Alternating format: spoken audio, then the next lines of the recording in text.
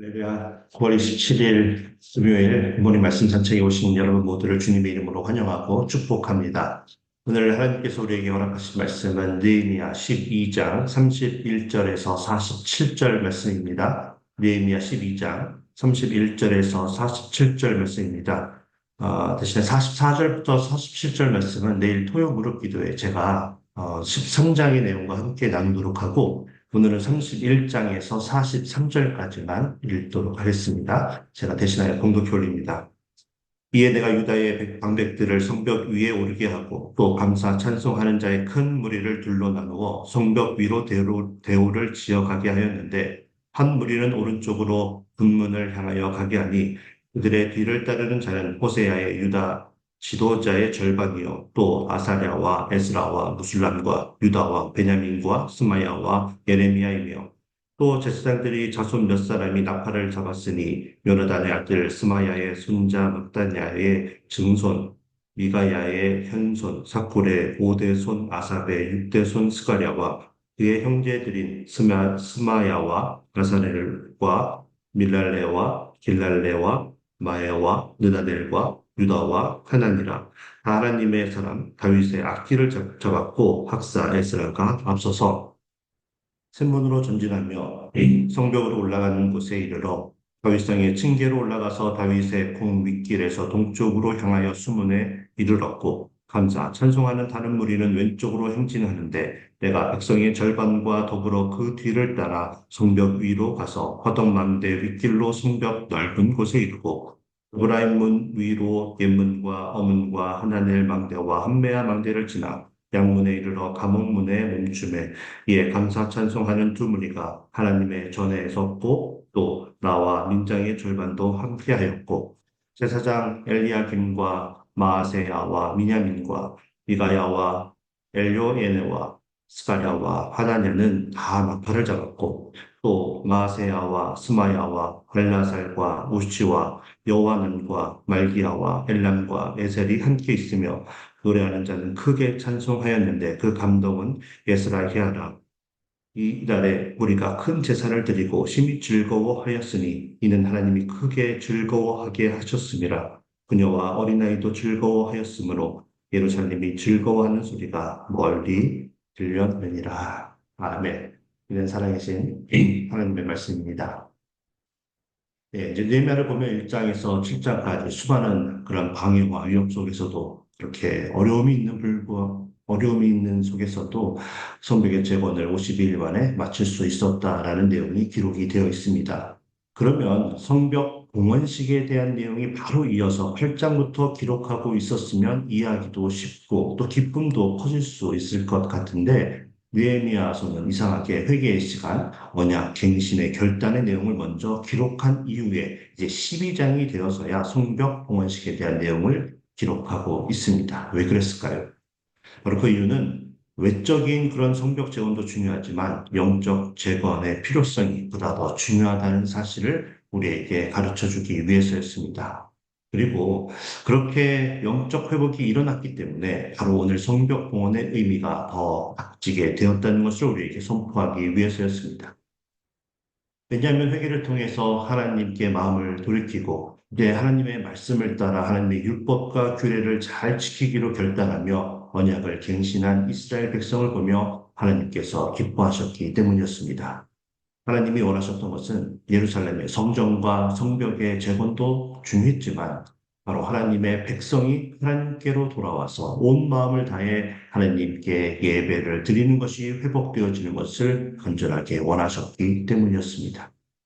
그래서 이제 오늘 본문을 보면 43절에서 하나님이 크게 즐거워하게 하셨음이라고 말씀하시는데 정성을 다해 영적 회복과 예배의 회복을 위해 애를 쓰는 그의 백성을 보시고 하나님께서 기뻐하셨고 그 봉헌식에 참여하는 모든 백성들이 진정한 기쁨 가운데 참여할 수 있도록 하나님께서 은혜를 베풀어 주셨던 것입니다.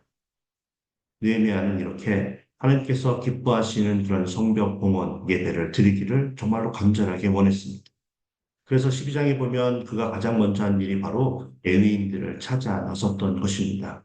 바사 왕국에서 귀환할 때 레위인들이 상당히 적은 숫자만 따라 나섰다라는 이야기를 전해 드린 적이 있습니다. 그 이유가 바로 바사 왕국에서 그냥 남아서 이런 일들을 하며 사는 것이 예루살렘으로 돌아오는 것보다 더 낫다라고 레위인들이 판단했기 때문이었습니다. 어, 그런데 그나마 그렇게 예루살렘에 있었던 레위인들도 그 수가 너무나 적었다라는 것입니다. 왜냐하면 여전히 성전의 제사가 회복이 되지 않았기 때문에 레위인들은 살아남기 위해서 곳곳에 흩어져서 먹고 살 길을 찾느라 어쩔 수 없이 성전을 떠나 있었던 것입니다. 그래서 하나님께 온전하게 제사를 드리기를 간절하게 원했던 느헤미야가 가장 먼저 봉헌식을 준비하면서 제사를 도울 수 있는 레위인들을 찾아 나설 수밖에 없었던 것입니다. 어제 말씀 27절에 보면 그래서 그렇게 모인 레위인들이 감사하며 노래하며 재금을 치며 비파와 수금을 타며 즐거이 봉헌식을 준비할 수 있었다라고 말해 줍니다. 오늘 예루살렘 성벽의 봉헌식을 우리가 보면서 하나님께서는 다른 그 무엇보다도 하나님께 드리는 우리의 예배가 회복되어지는 것을 가장 원하시고 기뻐하신다라는 것을 깨닫는 은혜가 우리에게 있기를 소원합니다. 그래서 이를 위해 우리가 여러 가지 이유로 세상을 향해 흩어져 있었던 우리의 마음과 정성을 다시 돌이켜서 하나님께 온전하게 드리는 예배를 회복할 수 있게 되길 주님의 이름으로 축복합니다. 자, 그런데 오늘 본문 말씀과 연관을 시켜서 레위인들이 다시 모여서 감사와 찬양을 부르게 된 것이 우리에게 어떤 도전을 주는지를 좀 살펴보고자 합니다. 오늘 말씀 31절에 보니까 그렇게 모인 레위인들의 찬양대를 둘로 나누어서 행렬의 가장 앞에 서서 전진하며 하나님께 감사와 찬송을 올려드리겠다는 사실을 우리가 발견하게 됩니다. 느헤미야나 귀족이나 또 성벽을 세우는데 큰 공을 세웠던 자들이 행렬의 가장 앞쪽에 선 것이 아니라 성벽을 재건하는 것을 이루신 이가 여호와 하나님이시라는 것을 믿으며 양대가 가장 앞에 서서 감사와 찬송으로 모든 영광을 하나님께 올려드리고 있는 것입니다. 과거 다윗과 이스라엘의 왕들이 전쟁에 나갈 때 이 모든 전쟁이 하나님께 속한 것이며 하나님께서 반드시 승리케 하실 것을 믿는 믿음으로 승리케 하실 여호와 하나님을 찬양하는 찬양대를 군대 행렬의 장 앞에 서게 세웠던 그 이유와 같은 것입니다.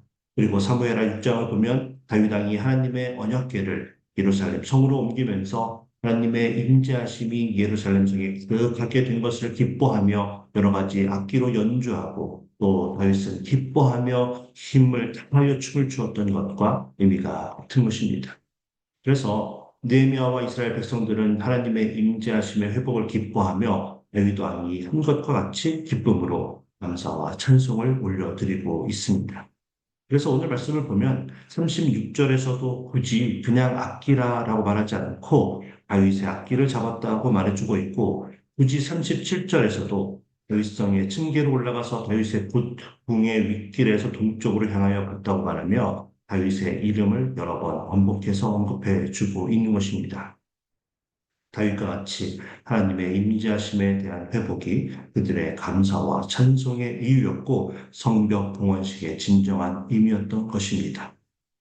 그런데 32절과 38절을 보면 또 반복해서 그 뒤를 따라라는 말이 언급되고 있습니다. 바로 백성들이 하나님의 역사하심과 임재하심에 감사로 찬양을 올려드리는 찬양대의 뒤를 따라 행렬에 합류하고 있었다라는 것입니다. 그래서 행렬의 가장 앞선 자가 어떤 마음으로 어디를 향해 어떻게 가고 있는지가 정말로 중요하다는 것을 우리가 깨달을 수 있게 되는 것입니다. 이것이 오늘 말씀을 통해 우리가 깨달아야 할 하늘의 지혜입니다. 우리가 지금 누구를 따르고 있는가? 우리의 자녀와 목장 식구들과 우리가 속해 있는 모든 그룹의 사람들이 지금 누구를 따르고 있는가? 만약 그들이 우리를 따르고 있다면 우리는 지금 그들이 누구를 따를 수 있도록 인도하고 있는가를 우리가 깊게 생각해 보아야 한다는 것입니다. 이번 여름에 저희 가족들이 콜로라도에 있는 로키 산맥을 다녀왔습니다. 베어레이크에 이제 가서 왜 이곳이 이렇게 유명한지를 실감하는 시간을 가졌습니다. 그런데 저희 가족이 또 언제 콜로라도 로키 산맥에 또 와볼 수 있을까 제가 생각하면서 더 아름답다라고 소문이 나 있는 에메랄드 레이크를 한번 가봐야겠다라는 욕심이 저에게 생기게 되었습니다. 베어레이크는 여러분 아시는 분 계시겠지만 주차장에서 걸어서 10분도 걸리지 않는 그런 곳에 위치해 있었기 때문에 그때까지 우리 모두는 굉장히 분위기가 좋았습니다. 그런데 에메랄드 레이크는 왕복으로 약 3.6마일의 길이었고 시간도 약 3시간 정도가 소요되는 거리였습니다. 근데 더 큰 문제는 고도차도 상당히 있었고 위치가 기본적으로 10,000피트 높이에 있다 보니까 숨쉬기조차도 굉장히 어려운 그런 상황이었습니다. 그리고 6월인데도 눈이 녹지 않아서 길이 미끄럽다 보니까 5살과 9살인 아이들을 데리고 다녀오는 것이 정말 쉽지가 않았습니다. 아이들에게는 지금까지 살아온 그들의 평생에 참 혹독한 경험을 아빠의 잘못된 판단으로 인해 겪을 수밖에 없었던 것입니다. 그러다 보니 제가 앞장을 서서 갔는데 긴장의 끈을 한 번도 놓을 수가 없었습니다. 놓치지 않도록 잘 살펴봐야 했고 중간에 걸림길이 정말 많았는데 이정표가 정확하게 잘 나와 있지 않아서 잘못 길을 들어서지 않으려고 정말 초긴장을 할 수밖에 없었습니다. 저를 앞장서는 좋은 리더자가 되는 것이 또 옳은 판단을 하고 좋은 곳으로 인도하는 것이 얼마나 어렵다는 것을 깨달을 수 있었고 또 아이들에게는 뒤따라야 하는 아빠가 어떤 아빠인지가 얼마나 중요한지를 깨닫게 해주는 그런 경험이었습니다. 그런데 3개월이 지나고 오늘 말씀을 준비하면서 다시 생각해 보니까 어쩌면 이제 앞으로 수십 년을 더 살아가게 될 아이들에게 이것은 어쩌면 정말 아무것도 아니라는 생각을 한번 해보게 되었습니다. 세상적인 성공만을 목표로 삼고 더 좋은 대학에 들어가야 한다. 더 좋은 직장을 갖게 해야 된다. 그렇게 말하면서 그들의 삶에 더 좋은 스펙의 성벽을 쌓을 수 있도록 그것만을 위해서 안내하고 교육하고 있다면 그들에게 이보다 더 잘못된 길로 안내하는 나쁜 아빠가 어디에 있겠느냐 생각을 하게 된 것입니다. 하나님과 함께하는 인생이 하나님께 예배를 드리는 삶이 가장 큰 기쁨이 되는 삶이라고 안내해주고 우리가 먼저 그런 삶을 살아내며 앞서 걸어가고 그들이 우리의 뒤를 자연스럽게 따라오도록 안내해주는 부모가 참 좋은 부모가 아닐까 생각해보는 시간을 가져보았습니다. 오늘 말씀을 들은 우리 모두가 좋은 부모, 좋은 리더자가 되어 하나님의 임재하심 속에 기쁨으로 드리는 진정한 예배의 자리로 우리가 살아가는 모든 사람들을 그렇게 안내하는 복된 인생을 살게 되길 주님의 이름으로 축복합니다. 본문으로 다시 돌아가기 전에 오해하실까 봐 제가 말씀을 드리지만 어린 자녀를 두지 않은 분들이라면 꼭 에메랄드 레이크는 보시기를 추천해 드립니다. 제가 어제 5살짜리 딸에게 다시 한번 우리 에메랄드 호수에 가볼까라고 물어보니까 제 딸은 고개를 절레절레 흔들었지만 그 에메랄드 호수가 저에게 보여줬던 그 아름다움과 경이로움은 정말 잊을 수 없을 정도로 정말 대단하고 인상적이었습니다. 꼭 가보시기를 바랍니다. 자, 본론으로 돌아가서 한 가지만 더 좀 살펴보겠습니다. 31절에 보니까 감사 찬송하는 자의 큰 무리를 둘로 나누어서 성벽 위로 대우를 지어가게 하였다고 말해줍니다. 여기서부터는 우리가 머릿속으로 약간의 상상력을 발휘할 필요가 있습니다. 행렬의 목적지는 예루살렘의 성전이었습니다. 이곳에서 함께 모여 하나님께 봉헌 예배를 드리는 것이 목표였습니다. 그런데 둘로 나누었다라고 말하는 것을 보니까 성전, 위쪽에 있는 성전에서 출발해서 성벽을 다 함께 한 바퀴를 돌고 성전으로 다시 돌아왔다라는 이야기가 아니라는 것입니다. 성경책에 기록이 되어 있지 않아서 시작한 지점이 정확하게 어딘지는 알 수 없지만 성벽의 남쪽에 있는 한 지점에서 양쪽으로 나누어서 북쪽에 있는 성전을 향해 따로 출발하였고 성전 앞에서 다시 만나기로 한 것입니다. 32절에서 36절에 나오는 사람들의 그 무리들, 그들이 성벽의 오른쪽을 따라서 샘문과 수문을 지나 성전을 향해 가게 하였던 것이고, 38절에서부터 나오는 사람들은 느헤미야를 포함해서 왼쪽으로 크게 돌아 화덕 망대와 예문과 어문, 그리고 하나넬 망대와 흠메야 망대를 지나 성전을 향해 지금 갔던 것입니다.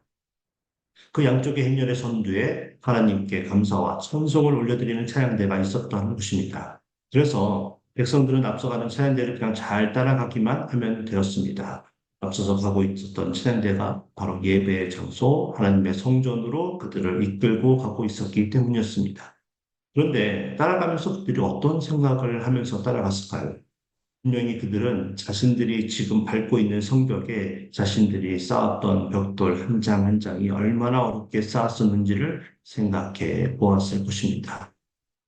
2달 전만 해도 40년 동안 불타 없어져 무너져 있었던, 그래서 동물조차도 지나가기 어려웠던 그 예루살렘의 성벽을 수많은 방해와 생명의 위협을 받는 상황 속에서도 다시 세울 수 있었던 것이, 돌이켜보니 하나님의 은혜가 아니었다면 이룰 수 없었다는 것을 생각하며 그들은 아마 눈물을 흘렸을 것입니다. 암몬 사람 도비아가 성벽을 짓는 것을 보면서 여호가 올라가도 무너져 버리고 말 것이라고 조롱했던 그 성벽에 이렇게 수많은 백성들이 올라와 함께 걸어도 굳건하게 서 있는 성벽을 밟으면서 이 모든 것이 하나님의 역사심이 아니었다면 이룰 수 없었다고 생각하며 찬양대의 노래에 맞춰 공격의 찬양을 그들이 함께 불렀을 것입니다. 그러니 그 찬양의 소리가 얼마나 진정성이 있고 감격이 있었을까요? 양쪽으로 갈라져서 행렬이 같기 때문에 행렬이 길어질수록 예루살렘의 성벽을, 하나님을 찬양하는 백성들이 애워싸기 시작했을 것이고, 예루살렘 성벽 안을 채우는 그 찬양의 소리가 점점 커졌을 것입니다. 그리고 그 소리가 커질수록 그 감동과 감격은 더욱더 커졌을 것입니다. 그리고 그 소리는 예루살렘 성 안에만 머물러 있지 않고 더 멀리서도 들릴 수 있을 정도로 크게 울려 퍼지는 감사와 기쁨의 찬양이 되었던 것입니다. 그래서 오늘 말씀 느헤미야 12장 43절에 보면 찬양대뿐만 아니라 부녀와 어린 아이들까지도 즐거워하였으므로 예루살렘이 즐거워하는 소리가 멀리까지 들렸다고 말씀해 주고 있습니다.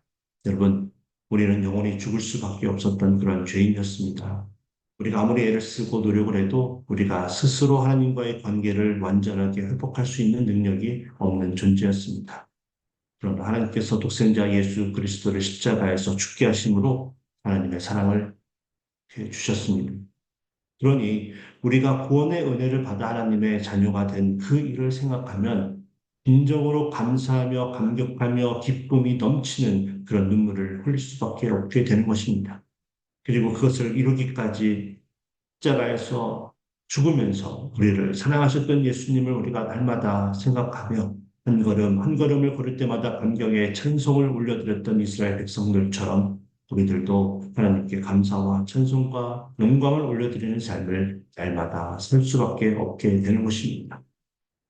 그 기쁨과 감격의 찬송 소리가 우리의 가족과 목장과 교회뿐만 아니라 우리와 전혀 상관없는 먼 관계에 있는 사람들조차도 모두가 들을 수 있도록 우리의 삶을 통해 우리는 큰 소리로 외쳐야 하는 것입니다.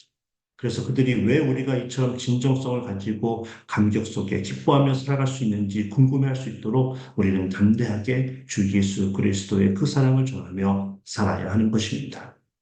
그러면 우리의 자녀와 우리가 속해 있는 사람들, 그리고 우리가 모르는 사람들까지도 우리를 따라 그 길을 자연스럽게 따라 걸으며 함께 찬양을 하게 될 것이고, 우리가 인도한 그곳에서 함께 모여 하나님의 말씀을 듣고 하나님께 예배하며 하나님을 기쁘게 해드리는 복된 인생을 살게 될 것입니다.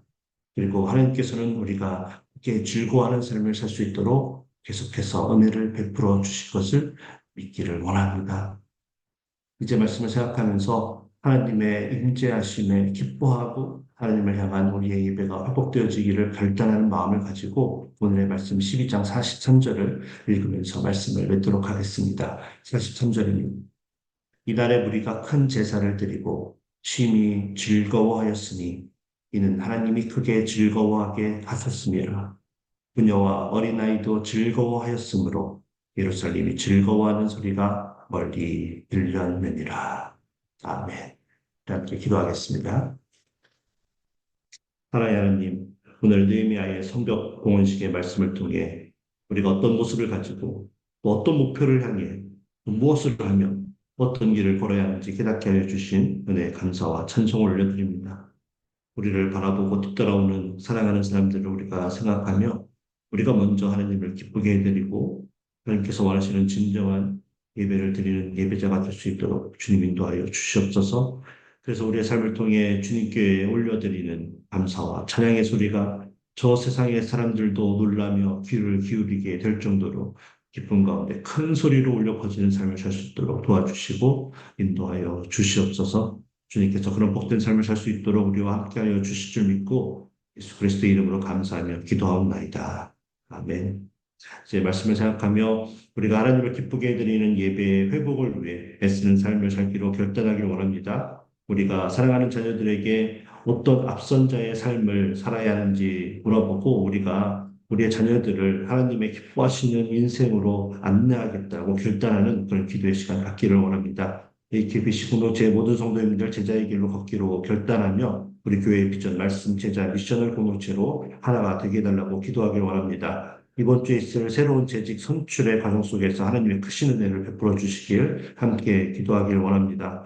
9월에 기도하고 있는 남아공 김종현, 이흥란 선교사님과 각 목장에서 원하는 선교사님의 사역과 가정 위에 함께 기도하겠습니다. 수술 후에 회복 중인 우리 환우분들, 성도님들 위해서 우리 함께 기도하길 원합니다. 그리고 취업의 문제, 경제적인 문제, 신분의 문제, 관계 문제 등 여러 가지 문제로 힘든 시간 보내고 있고 기도하고 있는 우리 성도님 위해 함께 기도하고 오늘 하나님을 기쁘게 해드리는 삶을 살기 위해 삶의 터전으로 힘차게 나아가도록 하겠습니다. 기도합니다.